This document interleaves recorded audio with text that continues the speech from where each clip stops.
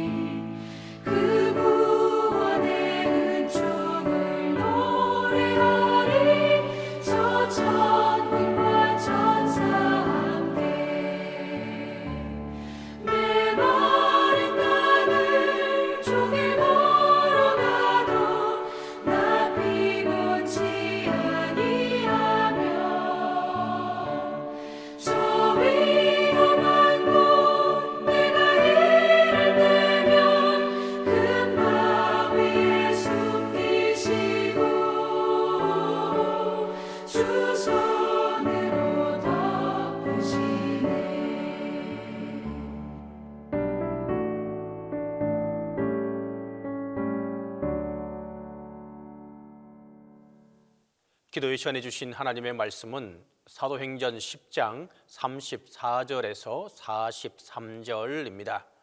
신약성경 사도행전 10장 34절에서 43절입니다. 다 함께 봉독하겠습니다.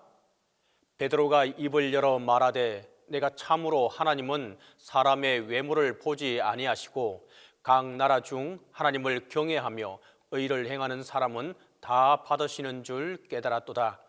만유의 주 되신 예수 그리스도로 말미암아 화평의 복음을 전하사 이스라엘 자손들에게 보내신 말씀 곧 요한이 그 세례를 반포한 후에 갈릴리에서 시작하여 온 유대에 두루 전파된 그것을 너희도 알거니와 하나님이 나사렛 예수에게 성령과 능력을 기름 붓듯 하셨음에 그가 두루 다니시며 선한 일을 행하시고 마귀에게 눌린 모든 사람을 고치셨으니 이는 하나님이 함께 하셨음이라. 우리는 유대인의 땅과 예루살렘에서 그가 행하신 모든 일의 정인이라. 그를 그들이 나무에 달아 죽였으나 하나님이 사흘 만에 다시 살리사 나타내시되 모든 백성에게 하신 것이 아니요 오직 미리 택하신 정인 곧 죽은 자 가운데서 부활하신 후 그를 모시고 음식을 먹은 우리에게 하신 것이라.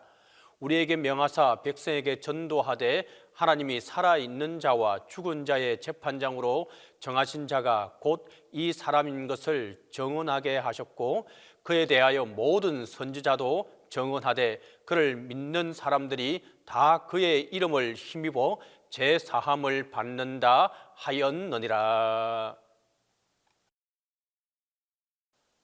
고넬료의 초청을 받아 고넬료의 집으로 온 베드로는 그 친척들과 친구들을 상대로 설교를 하게 됩니다. 이번 설교는 사도행전에 나타나는 베드로의 세 번째 설교입니다. 그 첫 번째는 오순절 성령 강림 이후였고 두 번째는 안전병기를 고친 이후였습니다. 두 차례 설교는 유대인을 대상으로 한 것이었으나 이번 설교는 가이사라에서 처음 대면한 이방인을 상대로 행한 설교였습니다. 34절입니다. 베드로가 입을 열어 말하되 내가 참으로 하나님은 사람의 외모를 보지 아니하시고. 베드로가 여기서 입을 열어라고 했는데 성경에서 이 표현은 중대한 것을 말할 때 사용되곤 했습니다. 베드로는 하나님께서 사람의 외모를 보지 아니하신다고 했습니다. 이 말씀의 뜻은 하나님께서는 민족 차별이나 인종 차별을 하지 않으신다는 것입니다. 이것은 참으로 중요한 발언이요 또 선언이었습니다. 얼마 전 환상을 보고 고넬료를 만나기 전까지만 해도 선민주의에 사로잡혀 이방인들을 상대하지 않았던 이 베드로의 입에서 나오기 어려운 말이었습니다. 왜 하나님은 차별하지 않으실까요? 첫째는 하나님께서는 모든 사람을 똑같이 하나님의 형상과 모양으로 지으셨기 때문입니다. 피부가 검거나 희거나 붉거나 노랗거나 할 것 없이 모두 다 하나님의 형상과 모양으로 지음을 받았습니다. 두 번째로 모든 사람들이 똑같이 아담 안에서 범죄하였기 때문입니다. 피부가 희다고 마음이 흰 것이 아니며 피부가 검다고 마음이 검은 것이 아니라는 말입니다. 모든 사람이 죄를 범하였음에 하나님의 영광에 이르지 못한다고 했습니다. 그러므로 예수님께서 부활하신 후에 사도들에게 너희는 온 천하에 다니며 만민에게 복음을 전파하라고 하셨던 것도 이와 같은 이유였습니다. 여기서 만민은 문자적으로 모든 피조물을 말하는 것입니다. 이것은 인종 중에 어떤 미개한 민족이라도 하나님의 피조물인 점에서 문명이 발달한 민족과 동등하며 복음 전파의 대상이 된다는 뜻입니다. 그러므로 인종차별은 죄악 중에 죄악입니다. 그러므로 하나님께서 우리 인간의 외모를 보지 않으신다면 무엇을 보신다는 말입니까? 35절 말씀입니다. 각 나라 중 하나님을 경외하며 의를 행하는 사람은 다 받으시는 줄 깨달았도다. 하나님께서는 유대인만이 아니라 각 나라 중, 다시 말해서 모든 민족을 차별하지 않으시고 사람들의 내면을 살피신다는 것입니다. 그것은 복음으로 거듭나서 하나님을 경외하고 의를 행한다는 것입니다. 구약 성경은 유대인과 이방인의 외모적 차이를 취하지 않으신다는 것을 자주 언급하고 있습니다. 그러나 유대인들은 이 말씀의 참된 의미를 깨닫지 못했습니다. 베드로 역시 복음 가운데 살면서도 이런 유대적 사고에서 벗어나지 못하다가 이제 분명히 깨달았다는 것입니다. 환상의 경험을 통해 베드로와 고넬료가 만나게 된 것은 그들 모두에게 커다란 축복이었습니다. 우리들은 흔히 사람들의 겉모습만 보고 그들을 쉽게 판단하기도 합니다. 그러나 하나님의 판단 기준은 사람의 형통이나 재산이나 지식이나 외모 또는 신분과 관계없이 얼마나 하나님을 사모하며 전심으로 찾느냐에 있다는 것입니다.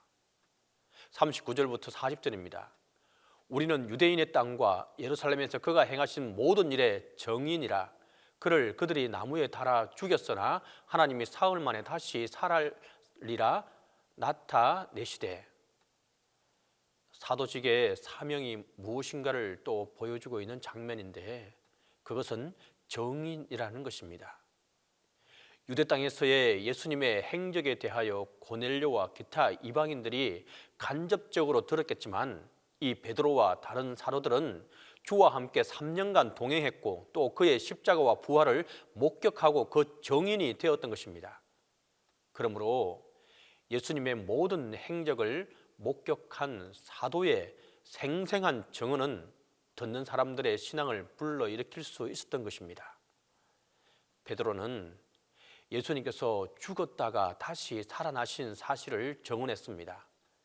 예수님께서 죽으시지 않으셨다면 우리는 우리의 죄값으로 죽을 수밖에 없습니다. 또한 예수님이 다시 살지 못하셨으면 우리도 다시 살 수가 없습니다. 따라서 예수님의 죽음은 나의 죽음이요 예수님의 부활은 나의 부활입니다. 예수님께서 죽으시고 다시 사심으로 말미암아 우리를 거듭나게 하시고 영원히 우리의 주님이 되신 것입니다. 이어서 42절은 우리에게 명하사 백성에게 전도하되 하나님이 살아있는 자와 죽은 자의 심판장으로 정하신 자가 곧 이 사람인 것을 증언하게 하셨고. 이 베드로의 설교의 결론입니다. 베드로는 복음의 정인으로서 명령받은 것을 밝히고 있습니다. 베드로는 백성들에게 전해야 할 복음은 예수 그리스도께서 살아있는 자와 죽은 자의 재판장이시라는 것입니다.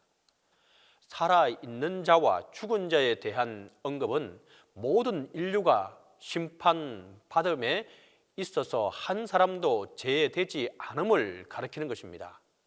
이것은 우리가 사도신경에서 산자와 죽은 자를 심판하러 오시라고 고백하고 있는 것과 동일한 것입니다. 예수님께서는 장차 재림하셔서 산자와 죽은 자를 심판하실 것입니다. 이 심판을 피하기 위해서는 예수 그리스도를 믿고 구원을 얻어야 하는 것입니다. 계속해서 43절입니다. 그에 대하여 모든 선자도 증언하되 그를 믿는 사람들이 다 그의 이름을 힘입어 제사함을 받는다 하였느니라. 구약의 선자들의 사역을 설명하고 있습니다.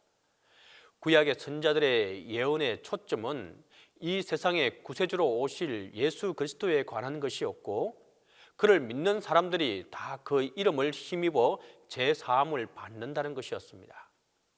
하나님께서는 이 간단한 메시지를 모든 사람들이 다 알아들을 수 있도록 하시고자 여러 부분과 여러 모양으로 선자들을 통해서 말씀하시고 또 말씀하신 것입니다. 이렇게 하시면 누구든지 다 믿어 구원을 얻도록 하기 위함이었습니다. 우리가 구원을 받은 것은 우리의 행한 바 의로운 행위로 말미암은 것이 아닙니다. 오직 예수의 이름을 부름으로 말미암아 이루어진 것입니다. 이 복음에는 차별이 없습니다. 구원에는 조건이 없습니다. 베드로의 설교의 내용을 정리해 보면 서론에서 하나님 앞에서 유대인과 이방인 간의 외모적 차이가 없는 것을 밝히고 있고 또 본론에서는 예수님이 메시아인 것을 천명하면서 예수님의 십자가와 부활에 대해 정언하고 있습니다. 끝으로 그리스도가 자신들에게 명하사 정언자로 되었다고 결론을 내렸습니다. 핵심은 예수님이 메시아라는 것이고 예수 그리스도의 죽음과 부활로 말미암아 구원이 이루어진다는 것이었습니다. 이것이 바로 복음의 진수 중의 진수입니다. 우리가 복음에 대하여 단 한마디를 전해야 한다면 그것은 다름 아니라 예수 그리스도의 죽음과 부활이어야 합니다. 부활의 진수, 핵심을 잘 기억하고 전할 수 있기를 간절히 바랍니다. 진정 이것이 우리의 기쁨이 되고 이 기쁜 소식을 모두에게 전하는 2023년이 다 될 수 있기를 간절히 바랍니다. 우리 이 시간 함께 기도하도록 하겠습니다. 첫 번째로 차별하지 않고 주님 안에서 하나 됨을 기억할 수 있게 해달라고 기도하겠습니다. 두 번째로 주님의 구원을 믿지 않는 이들에게 기쁨의 소식을 전할 수 있게 해달라고 기도하도록 하겠습니다. 세 번째로 2023년 동신교회를 축복해 달라고 우리가 이 세 가지 기도 제목을 가지고 함께 기도하도록 하겠습니다. 사랑과 은혜가 많으시고 좋으신 아버지 하나님, 은혜와 사랑을 감사하고 감사합니다. 주님, 하나님 안에서 신분에 그리고 또한 물질에 그 어떤 차별도 없게 하여 주시옵소서.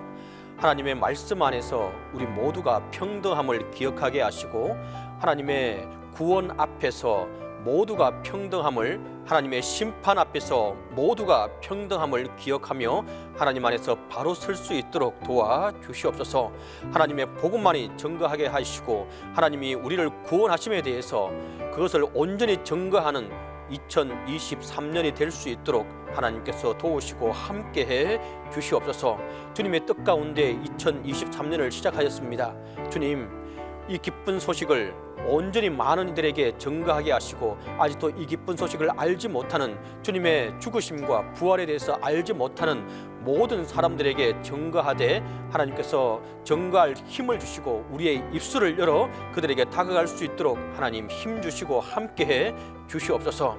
주님, 이 시간 동안 간절히 바라고 기도하는 것은 2023년 동신교회를 축복하여 주시옵소서.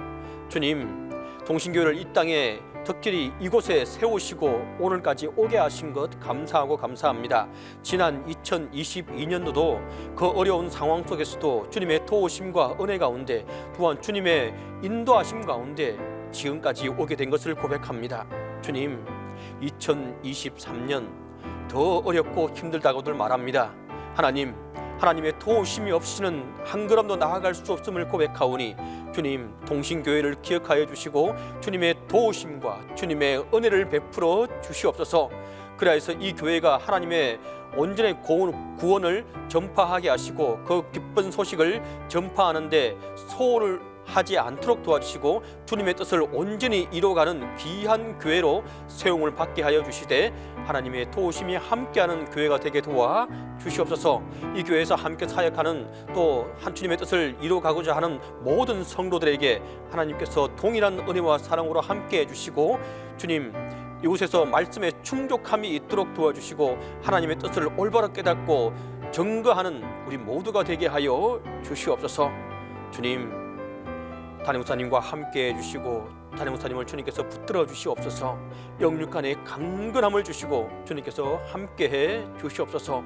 성령의 도우심 가운데 어떠한 어려움도 헤쳐나갈 수 있도록 도와주시고 하나님께서 붙들어 주시옵소서.